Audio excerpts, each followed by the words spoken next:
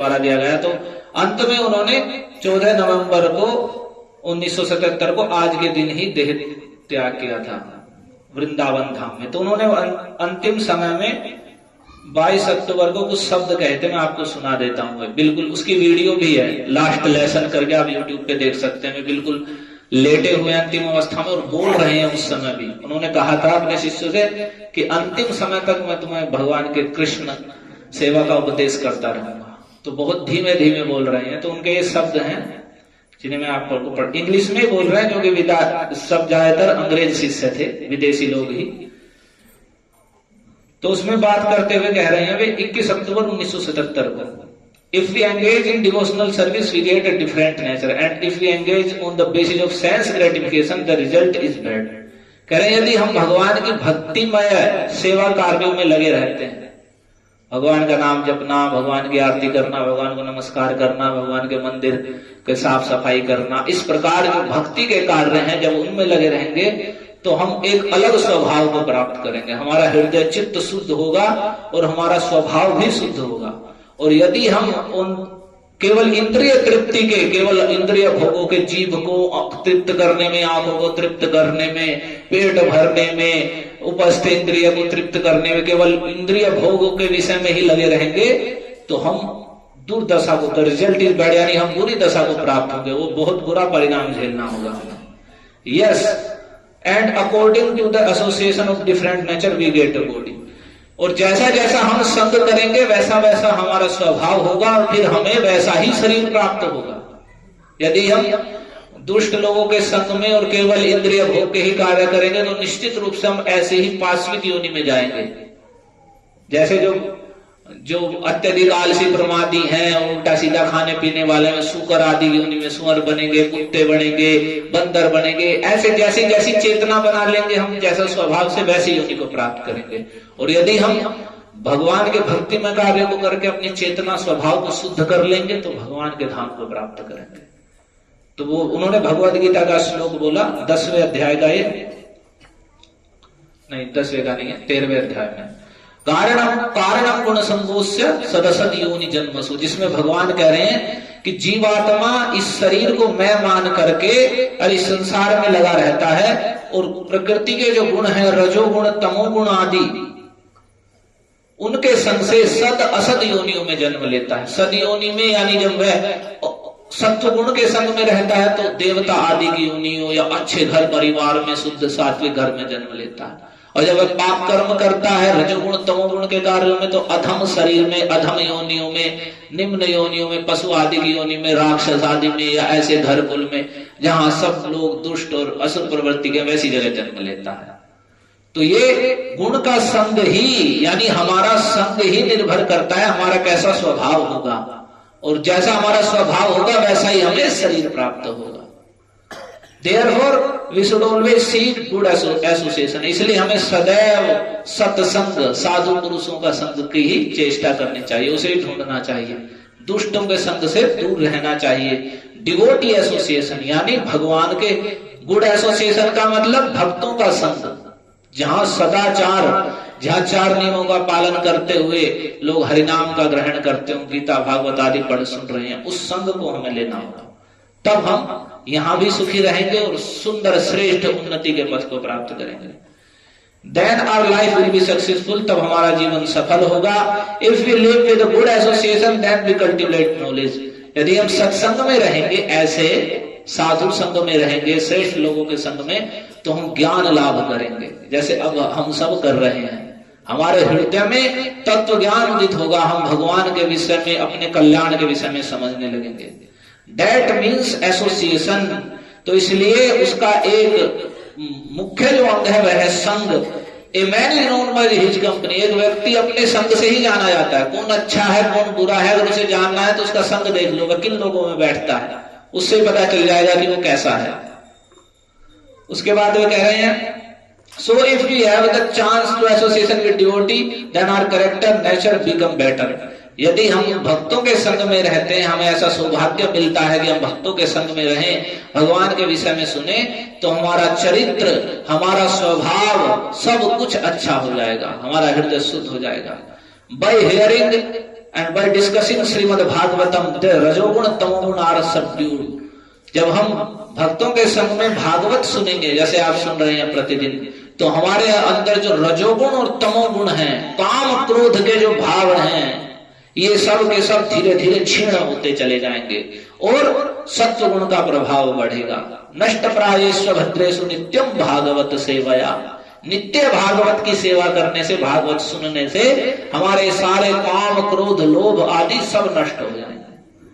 Then रजोगुण तमोगुण can not do us harm, उसके बाद जो रजोगुण तमोगुण है जो हमें पाप कार्यों में लगाते हैं, वे हमें हानि नहीं दे पाएंगे। देयरफॉर वर्णाश्रम धर्म is so essential that people living the sattva गुण, इसलिए वर्णाश्रम धर्म बहुत महत्वपूर्ण है कि लोग सत्व गुण में रहें।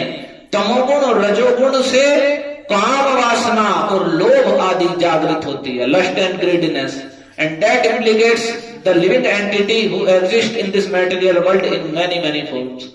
और उसके बाद व्यक्ति जब रजोगुण और तमोगुण में रह करके काम वासना और लोभ और क्रोध से युक्त होकर कर्मों में लगता है, उसके बाद वह यही इस संसार में, भौतिक संसार में अनेक गर्हित योनियों को प्राप्त करता है, अनेक प्रकार के जन्म लेकर के वहां दुख भोगता है। तो इसलिए that is very very dangerous, वो एक जीव के लिए बहुत बहुत हानिकारक है, बड़ा खतरनाक अवस्था है कि वह पाप कर्मों में लगकर अपनी दुर्दशा को कर ले। इसलिए अंत में कह रहे हैं दे शुड ब्रोट इनटू सत्वगुण बाय द एस्टेब्लिशमेंट ऑफ वर्णाश्रम धर्म। इसलिए हमें प्रयास करना है कि हम सभी लोगों को सत्व गुण में लाए वर्णाश्रम धर्म की स्थापना के द्वारा। हाउ टू ब्रिंग इन सत्व गुण विद ब्राह्मणिकल क्वालिफिकेशन, हम पर कैसे ला सकते हैं लोगों को ब्राह्मणोचित गुणों में, जो एक ब्राह्मण के लिए बताया जाए। जब तक हम सत्व गुण में, ब्राह्मणोचित गुणों में स्थित नहीं होंगे, तब तक हम कल्याण के पथ पर नहीं चल पाएंगे। तो कैसे ला सकते हैं? तो कह रहे हैं very neat and clean, rise early in the morning, see Mangala arati, in this way to stay in the sattva guna. Very neat and clean, सदैव स्नान आदि करके साफ स्वच्छ रहना।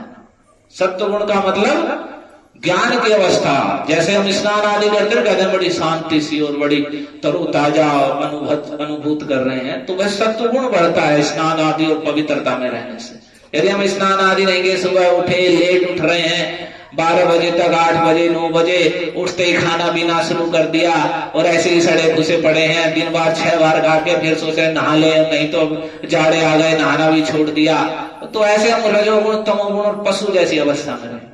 तो यहाँ कह रहे हैं सत्वगुण में हम कैसे रह सकते हैं? तो वेरी नीट एंड क्लीन, सर्वदा वेरी यानी बिल्कुल स्नान आदि करके पवित्र रहना, स्वच्छ कपड़े आदि धारण करना, धुए हुए कपड़े साफ जो हैं।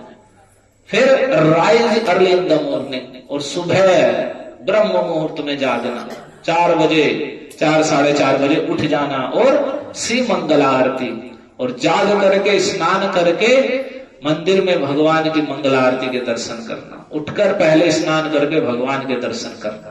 नहीं जा सकते मंदिर में तो अपने घर में जहां भगवान की आरती पूजा करते हैं, उठना, स्नान करना और भगवान के नाम का संकीर्तन करते हुए भगवान को जागृत करना, उन्हें स्नान कराना, उनकी आरती करना, गीता भागवत पढ़ना, माला करना, इन सब कार्यों को करना।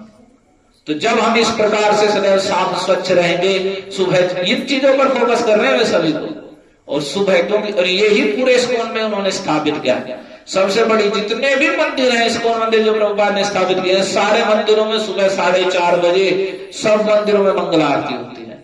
और मंदिर में रहने वाले और बाहर के भी जितने गृहस्थ भक्त हैं, वे सब के सब नहा धो करके 4:30 बजे मंदिर में पहुंच जाते हैं। भीड़ लगी रहती है भर भर कर। अभी वृंदावन मंदिर में जाएंगे आप, कृष्ण बलराम मंदिर में, तो पैर रखने की जगह नहीं मिलेगी। सुबह 4:10 पे ही, 4:10 पे वहां प्रभुपाद की समाधि है। वृंदावन कृष्ण बलराम मंदिर में उन्होंने देह त्याग किया, तो वहीं पर उनकी समाधि है। पहले उसमें आरती होती है और फिर भगवान कृष्ण बलराम, राधा श्याम सुंदर गौर निताई की आरती होती है। तो इस समय कार्तिक में विश्व भर के लोग आए रहते हैं वृंदावन में।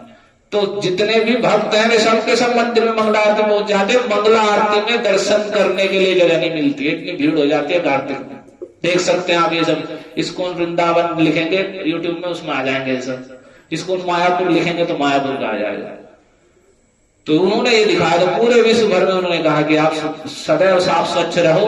और इसलिए प्रभुपाद की संस्था इस्कॉन को कहा था नहाने वाली संस्था, कि वहां जितने भी भक्त हैं जो मंदिर में है, जो बाहर भक्त भी दीक्षा आदि ले चुके हैं, तो उन्हें स्नान का बड़ा महत्व है। यदि शौचालय लैट्रिन आदि के लिए गए तो भी स्नान करना है। जिन कपड़ों को पहन के एक बार शौचालय चले गए उन्हें बदलना है। फिर अगर दिन में भी हम 1 घंटा सो लिए तो उठकर स्नान करना है। इस प्रकार से गुरु महाराज हमारे कहते हैं कि वे विदेश में गए थे तो एक विदेशी व्यक्ति मिला, पूछने लगा आप कहाँ से हो?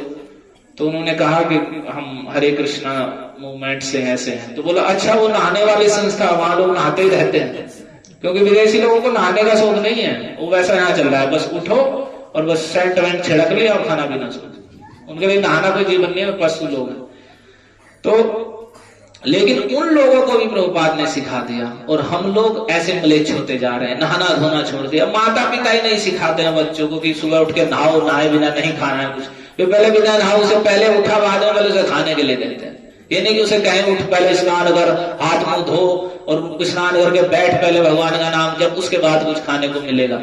ये सिखाने से होता है। तो जब ये सिखाया जाएगा तब उसमें सत्व गुण बढ़ेगा, और यदि नहीं सिखाएंगे तो वही रजोगुण तमोगुण बढ़ेंगे, काम क्रोध के भाव बढ़ेंगे और दुर्गति को प्राप्ति होगी।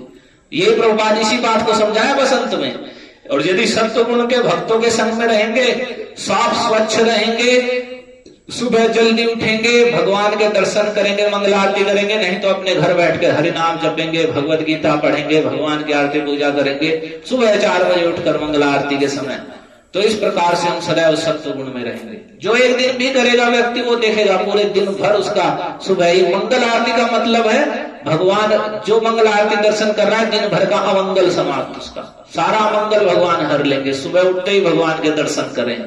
और लोग सुबह उठते पहले मोबाइल के दर्शन करते हैं आजकल, और मोबाइल में उठ के देखते हैं कितनी रील आ गई है, किसने लाइक कर दिया, किसने वो कर दिया, कर दिया वो कर दिया, और उसे देख के वो दिन भर उसमें सड़े रहते हैं। तो जब हम ऐसी आलसी परमादी पशु जैसी बना लेंगे, मरेंगे, सुमर उमर बन के कहीं गटर में पड़े रहेंगे। तो ये हम जैसा संग कर रहे हैं उससे ही हमारी सदगति होगी, और उसके अनुसार ही हम उच्च योनि को प्राप्त करेंगे। तो हमें सत्व गुण का संग करना है, हमें सुबह जल्दी उठना है, स्नान करना है। ये प्रभुपाद के अंतिम उपदेश है, उस बेड पर लेटे लेटे उन्होंने कहे। तो ये हमें विशेष रूप से ध्यान रखने। तो सुबह उठना चाहिए, स्नान आदि करके भगवान का नाम जपना, गीता भागवत को पढ़ना, भगवान के घर में आरती पूजा करना, नहीं तो 4:30 बजे यहाँ प्रतिदिन मंगल आरती होती है, उसमें आना। यदि हम ऐसा करेंगे तो देखेंगे हम दिन भर ऊर्जा से युक्त रहेंगे और प्रसन्न रहेंगे और सत्व गुण में रहेंगे। हमारे धीरे धीरे काम क्रोध लोभ के भाव क्षीण होते चले जाएंगे और मन भी पवित्र हो जाएगा, और भगवान के नाम कथा कीर्तन आदि में बड़ा आनंद और सुख अनुभूत होने लगेगा।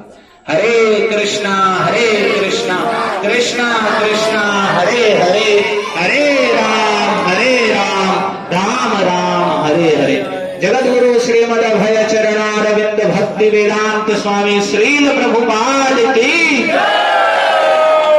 तो अभी हम प्रभुपाद का वहां चित्र है, उस पर